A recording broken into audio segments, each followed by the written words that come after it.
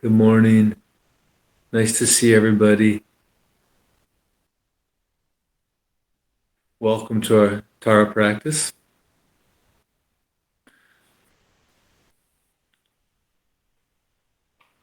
So, we're reading the Rinpoche's book, Life in Relation to Death. And we are on the chapter about the transition from death to rebirth. And the Buddha, he was so amazing because he just gave us the truth. Raw, naked, exposed truth. And really the question for Buddhists is, can you handle the truth? Some people see the Buddhist teachings and they say, oh, it's too negative, or it's too pessimistic, or it's too intense. But it's not necessarily negative or pessimistic. It's just telling us the way things are. And to be a Buddhist, really, we have to be able to handle the truth. And by handling the truth, we wake up. We wake up to how things really are. And that way, we are free. Luckily, the truth doesn't bind us to more suffering. The truth sets us free. Because what causes our suffering and our confusion is the mind. And when our mind is corrected and our blinders are taken off, our suffering and our confusion decreases. So it's a very intense topic, death, dying, sickness, old age. But this is the truth. This is what happens. We need to face these things. And by facing them, we're prepared. And by being prepared, our suffering decreases, our anxiety decreases. And potentially, we can even attain enlightenment. So this chapter is called The Transition from Death to Rebirth. When death is near, the body's elemental constitution dissociates, and so begins the ending of life. Death leads to the intermediate state between death and rebirth, which is called the Bardil in Tibet. At birth, the seed of masculine energy abides in the crown chakra. At death, when the elements weaken, the ascending wind can no longer hold this energy at the crown chakra, and it begins its descent through the central channel to the heart center. At this time, all thoughts arising from anger cease. At birth, the seed of feminine energy abides in the navel chakra. When the descending wind ceases to function, all thoughts arising from desire cease. These merge at the heart. All thoughts arising from ignorance cease. At this moment, there is no more stirring of poisonous thoughts.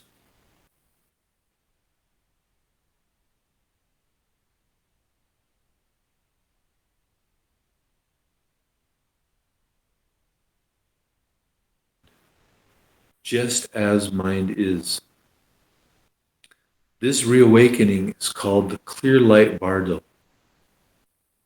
If you have been a very great practitioner in your lifetime and have mastered meditative skills in letting the mind be as it is, upon the dawning of the clear light Bardil, the fruition of your meditative experience is recognition of the ground of absolute truth. This is called full enlightenment at the moment of death. If you lack this profound meditative skill, the moment passes, and then suddenly you apprehend color. The expression of the qualities of the natural mind appears as colors that form the different shapes of deities, both peaceful and wrathful. If in your life you have had the meditative skill to recognize the forms of the deities as the natural appearance of your mind, you can attain enlightenment at this stage of the Bardo experience. If you pass through both of these Bardo stages without recognizing them as the expression of the absolute nature of your own mind and its pure qualities, you then enter the Bardo of becoming, or the Sipa Bardo. This is the beginning of the karmic route to ordinary rebirth. The tendency towards self-clinging, residual in the earlier Bardo stages, expands into full-fledged dualism in the Bardo of becoming. So sometimes people ask, Lama, is it necessary to meditate on deities? Is it necessary to do purification practices like Vajrasattva, like Nunro? Is it necessary to create merit? Why can't we just sit and meditate in silence? So one answer to that question is, that's okay. You can just sit and meditate on emptiness, in silence. But you are putting all of your eggs in one basket, so to speak. What that means is there are many opportunities during life and during death to attain liberation. If your only practice is meditating on emptiness, you have one chance in the Bardo, which is the Bardo of clear light.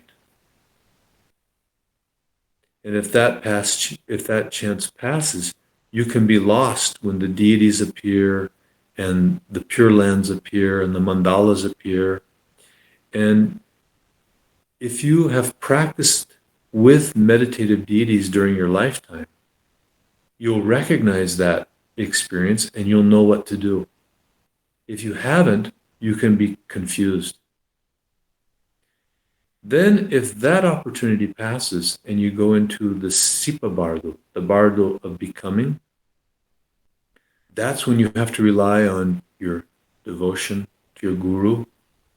That's when you have to rely on the fact that you've purified karma.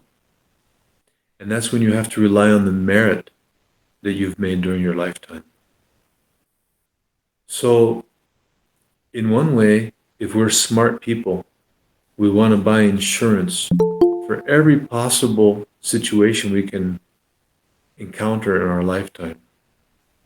So also, a smart strategy on our spiritual path is to prepare for all the different stages that we will encounter in the Bardo of clear light, the Bardo of becoming. So that's why, in general, it's recommended to have familiarity with deity practice, to have familiarity with meditation on emptiness, Dzogchen, Mahamudra, Madhyamaka, etc., Shamatha, and also to exert yourself in the purification of karma and the creation of merit.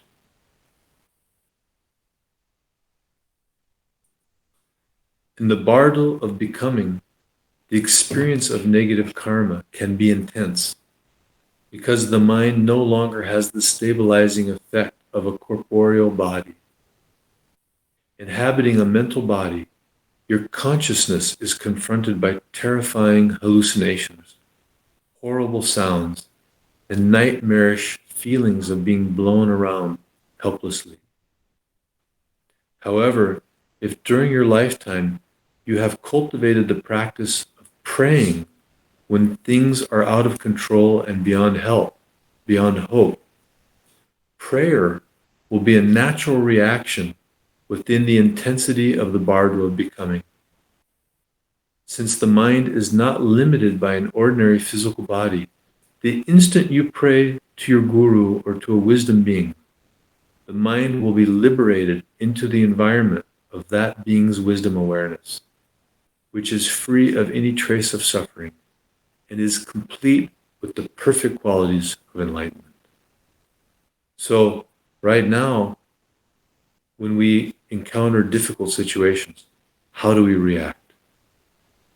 Do we react by falling into despair, hopelessness, lying down in bed, being depressed?